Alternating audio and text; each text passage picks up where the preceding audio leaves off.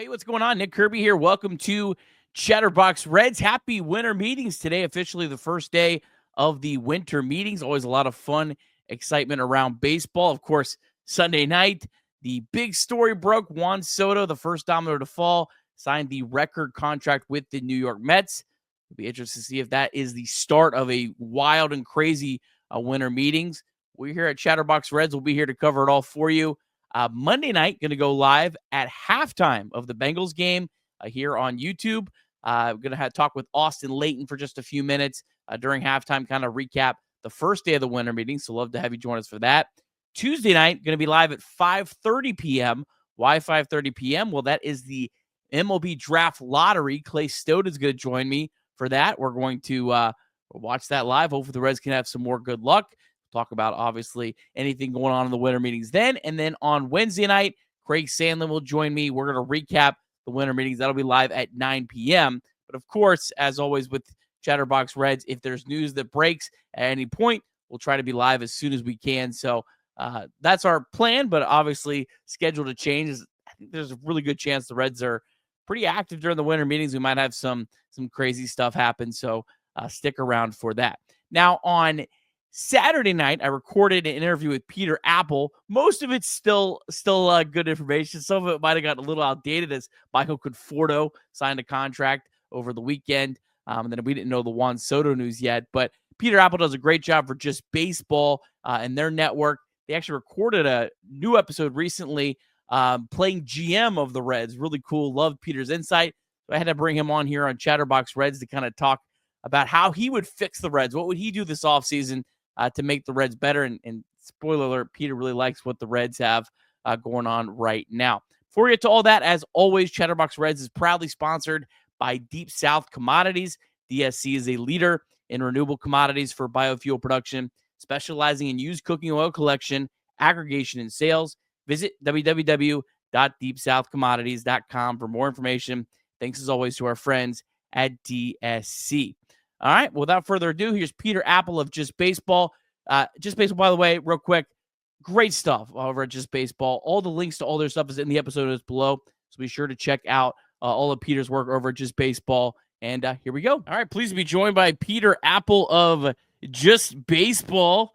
As you're listening to this on Monday morning, hopefully the winter meetings start today. How exciting is that, Peter? It's one of the more fun and exciting times of the year for diehard baseball fans. Yes, absolutely. Us sickos. So I was one of those sickos at the winter meetings in San Diego a few years ago, the legendary arson judge to the Giants year.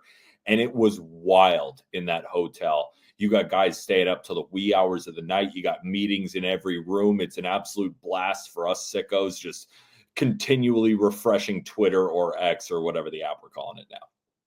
Well, in Just Baseball, I know I've pumped you guys up a lot. I love your content.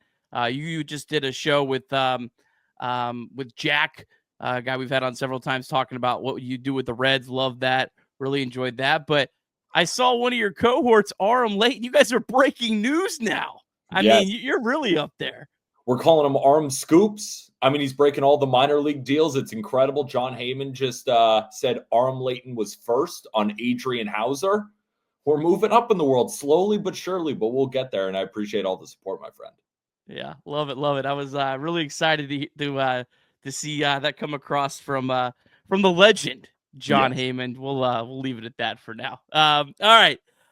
So Peter, we'll start off with this.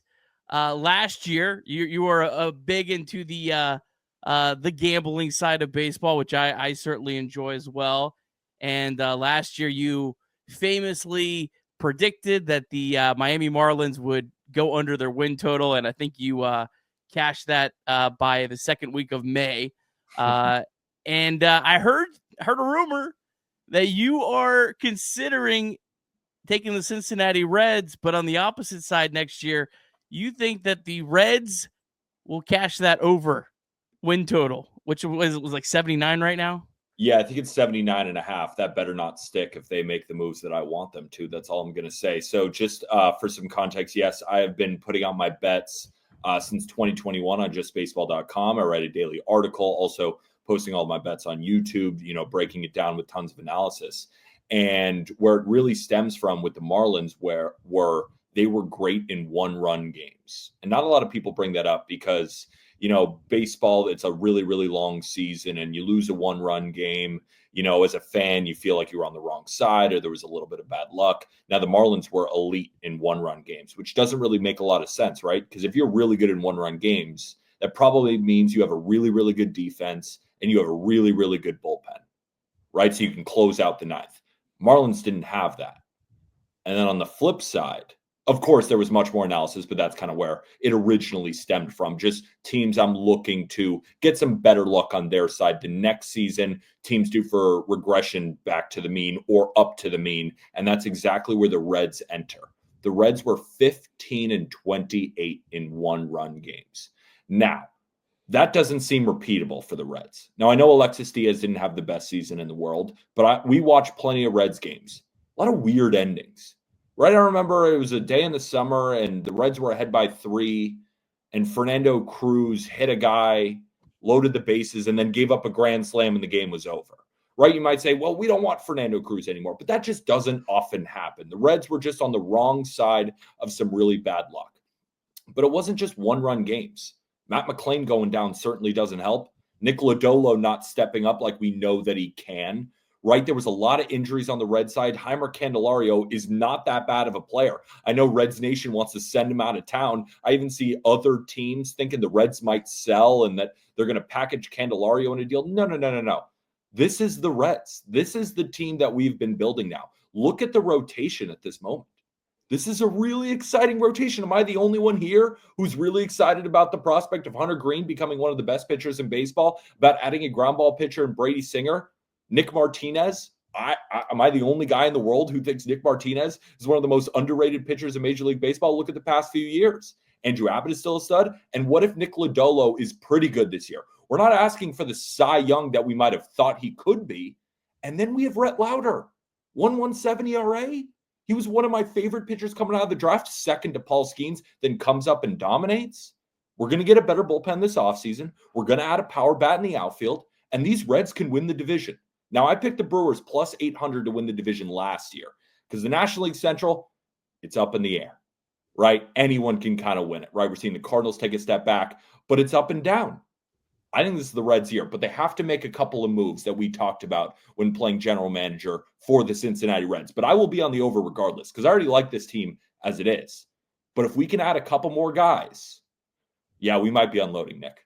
We might be unloading. All right, we're gonna get to those moves. Your thoughts on what the Reds should do, but yeah, I mean, I'm obviously totally with you. I've been. It's nice to have someone that's from an outside perspective that can kind of back me up. Like, look, these one-run losses, it's not sustainable. Like it doesn't happen again. And the Reds, as someone who actually watched this team every single night, the Reds one-run losses, a lot of them were just. They never really were competitive, but they lost the game 3-2 or 1-0. But if you look at like their game logs, they'd score 15 runs one night and then 1 run the next. And I mean, I think a lot of people will just view that as well. It's a young, inconsistent team. And yeah, I think it's part of it, but I also just think it's bad luck that the games just didn't sync up. And, next year you could have the exact opposite where more games sync up than shouldn't. And all of a sudden you have a great record in 1-run games. But Peter, I look at this Reds team, and this is like the question was I've seen I saw Fangraphs had the Reds like 25th or something in their power rankings. That's just who on the Reds is at a point of regression. Like Hunter Green, Ellie De La Cruz, and Nick Martinez outperform their projections. Maybe Nick Martinez is not sustainable, but I think Ellie De La Cruz and Hunter Green should be on their trajectory up. Everyone else underperformed, the entire team. Like, they don't need everyone to take a leap. They just need a lot of these guys to play to where they were, and they were still a couple games below 500.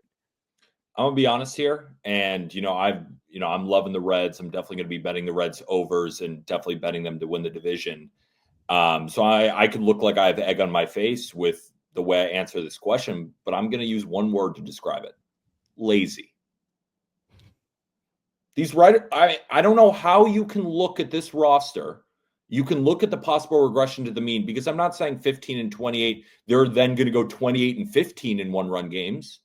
What if they went 21-21? right? That's 6 more wins from a 77-win team. I think people look at the Reds and they say, oh, it's kind of the same old Reds. They're probably more excited about the Cubs just because it's the Cubs and they're more popular. People probably still think that the Cardinals are a pretty good team. And then the Brewers just won the division and there's a lot of big market teams. People are spending. The Reds aren't really in the running for Juan Soto or Burns or Fried or any of these big time players. So yeah, we'll just put the Reds at 25, right? It's December, right? We're not clearly power ranking every team and breaking down every single player like we are on the Just Baseball show, because like we said at the beginning, a bunch of sickos, or I'm not saying I'm smarter than anyone. I'm just saying that this is all I do. I love looking into baseball. So I think, and just like last year, the Marlins made the playoffs the year before. I bet the biggest wager of my life on their under. I just don't think that a lot of people outside of you do an amazing job covering this team. A lot of people are really looking into the roster and thinking to themselves, we're a few pieces away from not only going way over 79 and a half wins, but being in the high 80s, right? Like I bet on the Guardians last year. I'm not trying to bring up all my great bets. That's not what I'm trying to do. I'm just trying to say that don't take what some writers take so seriously. The Guardians were 4-1 to win the division. They were projected to finish 4th. Some people had the Guardians finishing like near the White Sox. They won the division with 92 games. I think there is a middle of the country that people just don't really pay attention to when it comes to baseball unless they're the high market teams. So to be perfectly honest, and I love Fangraphs, I don't care what they say. I'm going to do my own research and I'm going to find the angles that I like. And again, that's no disrespect to Fangraphs at all. I'm just saying that right now, them putting them 25th in their power rankings, I would love to hear why, because it makes absolutely no sense to me. Yeah, certainly with you there. And the Guardians, I think, are a great comp just because I know back in 2022, I think I'm doing my years right here. 2022, they made the playoffs. Next year, they missed the playoffs, kind of an underperforming year. And then last year, they were back to where they were. The Reds obviously didn't make the playoffs in 2023, but drastically outperformed expectations, came back down to earth the next year. Kind of feel like the Reds could kind of do that same Guardians pattern almost. Yeah, I mean, think about it. TJ Friedel got hurt. Jake Fraley got hurt. Noelvi Marte got popped for a PED suspension and then came back and didn't look like the same player, right? CES did not take that next leap like we thought he did. What if a couple of those things happen this year, right? We're not saying all of them. We're not saying that they're going to have 10 games above and 1-run games. We're not saying any of this. That's why there's so much potential here with the Reds, right? Because it's like the good guys like Green and Ellie, I just expect to do much better. Matt McClain, I love as a player. I think he's going to be great. I like the addition of Brady Singer. We just had a couple more guys to the bullpen, and I don't know what I'm missing here, Nick. What am I missing? Christian Encarnacion Strand. That's the guy that I'm putting my entire whatever stock I have. It's all on Christian Encarnacion Strand. I think he is the piece that he had a bad 29 games. He was hurt for half of them. His minor league numbers are off the charts. I think he can hit. I'm a big CES believer. I think when we get to the end of year next year, I think people are going to go, oh, wow, we really kind of washed him, forgot about him way too quick. Could he be the Mark Vientos of this year? Yeah, that's a great comp. Yeah. I mean, think about it. Mark Vientos, the year before, it was Brett Beatty's job. Like Mark Vientos looking for playing time, finally got enough run. He got hot, and then look at what he looked like. I mean, CES has that in the bank. He just hasn't had enough run. But this year, he's supposed to get a lot of it. In that ballpark, let's see it, right? So there's just so many areas that I'm obsessed with on the team that can only continue to grow. And the downside is everyone gets hurt again and they have the same record. Like they're not getting worse. That's where I'm at. I'm almost talking myself into putting more on the Reds right now, Nick. I love it. I love it. Don't come back on me though. All right.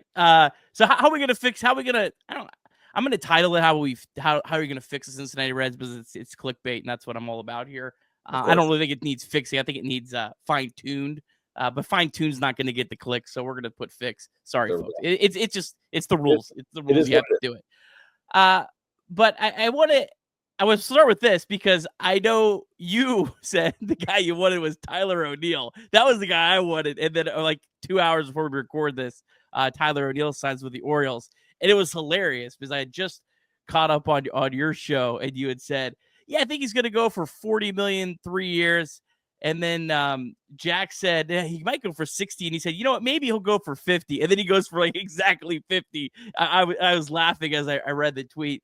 So he's gone, but I still think there's plenty of options here for the Reds. So I'm going to give you the floor. How are we fine-tuning this Reds ball club?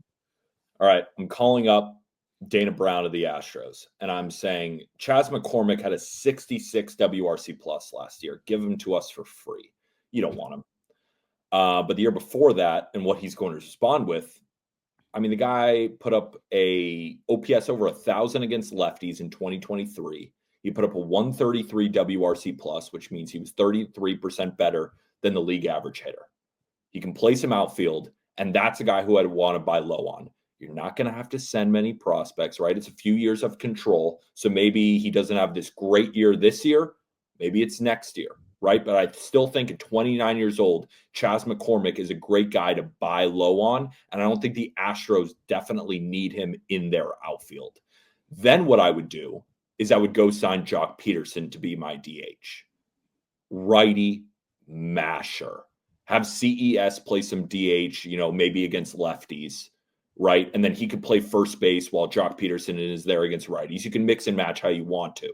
So those are two low-cost bats immediately making the Reds better. Then I want to take a flyer on Kendall Graveman, another former Astros reliever. He's coming off shoulder surgery. So I don't think he's going to be that expensive, but he's a guy that has proven that he can lock down the ninth. And again, he's going to be relatively cheap. I also mentioned potentially going to get Hobie Milner from the Milwaukee Brewers, right? He's a free agent. He's coming off a year with a 4.73. But the underlying metrics really liked him. And why I like him is he had a 51% ground ball rate and he's a lefty. And I think the Reds bullpen could use an influx of left-handed relievers because right now it's Sam Moll and Brent Suter. We can improve there, right? And it doesn't have to be Hobie Milner. That's just a name who has a high ground ball rate in a small park like that. So I just thought of that. Doesn't have to be him, but that's it, right? I think that's all we have to do. Get Graveman, get a lefty, sign Jock Peterson, and trade for Chas McCormick. What's that going to cost the Reds?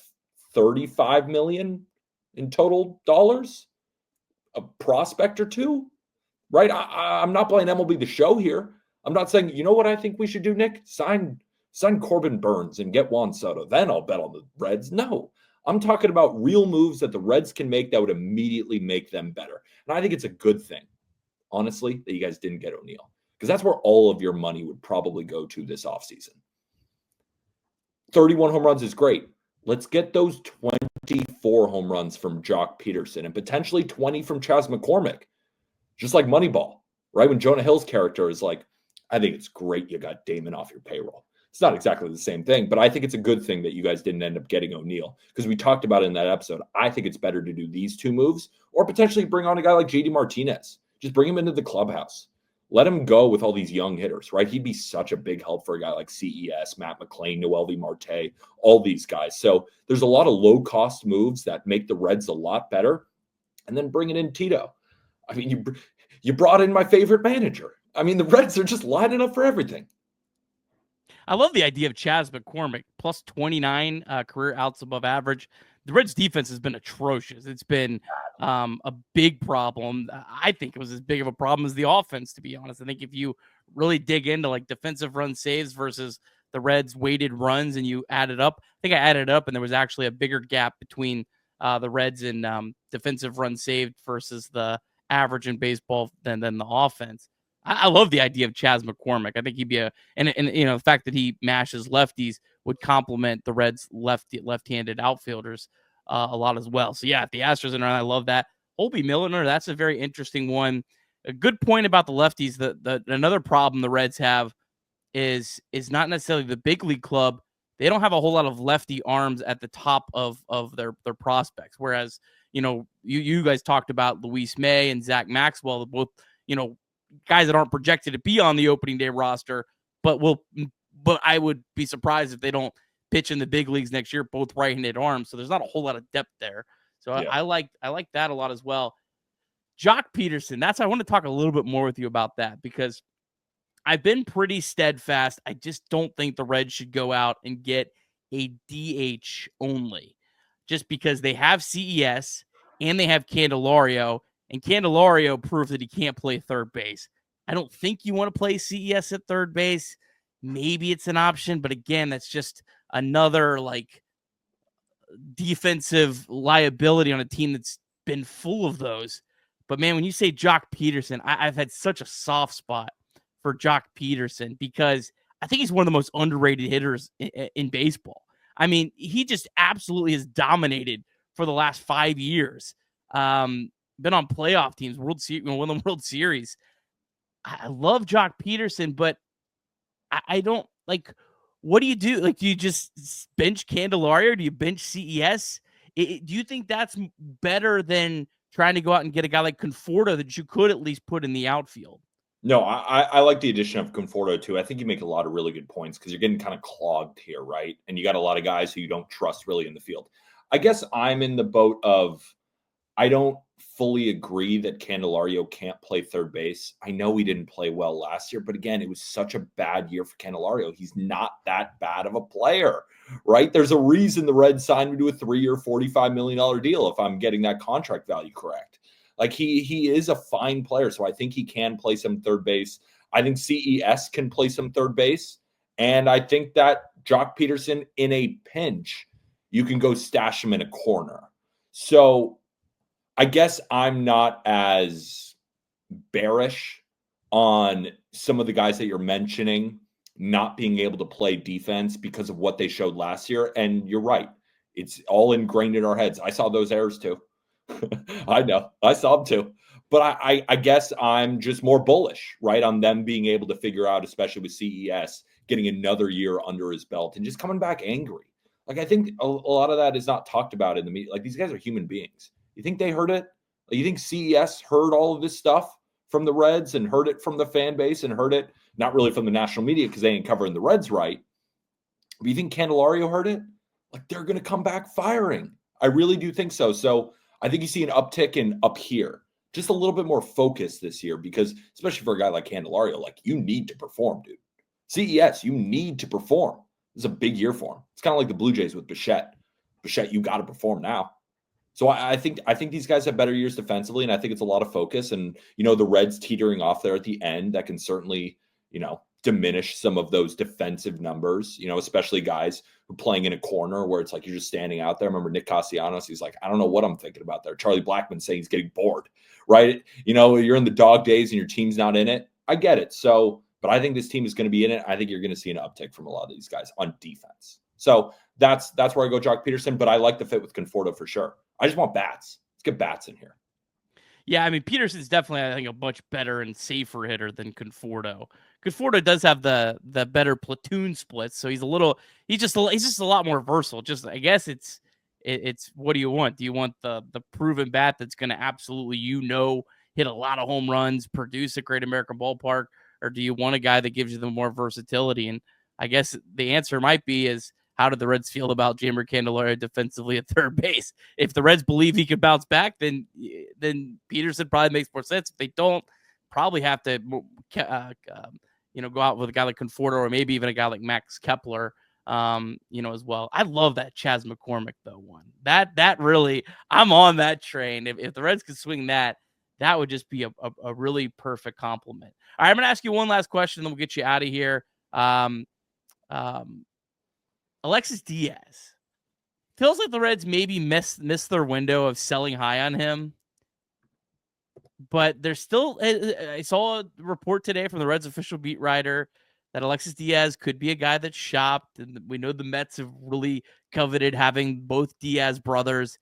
If you could get, you think, a fair package from the Mets, would you deal him? They'd have to overpay for him. I mean, I don't want to trade him.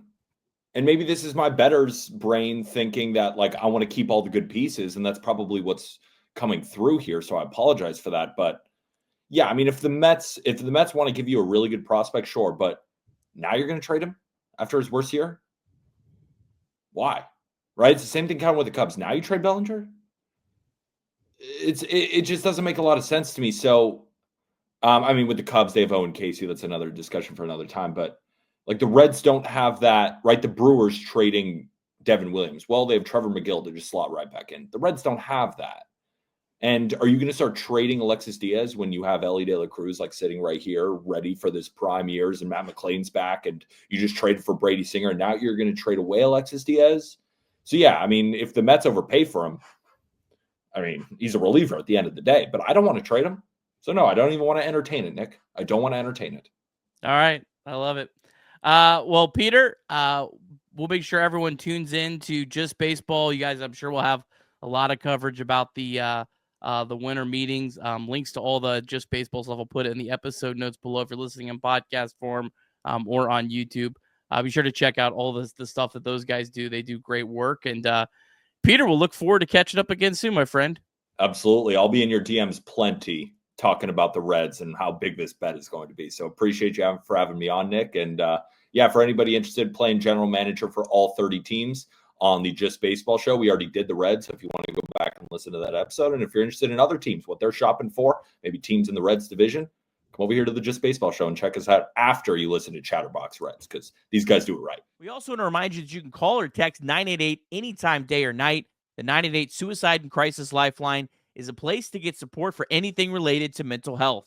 Whether it's an immediate crisis, simply wanting to find out how to connect with care, or anything in between, it's a 100% confidential, secure, and anonymous way to reach out for help when you don't know where else to turn. To connect, call or text 988 or visit mantherapy.org to get help. It's okay not to be okay.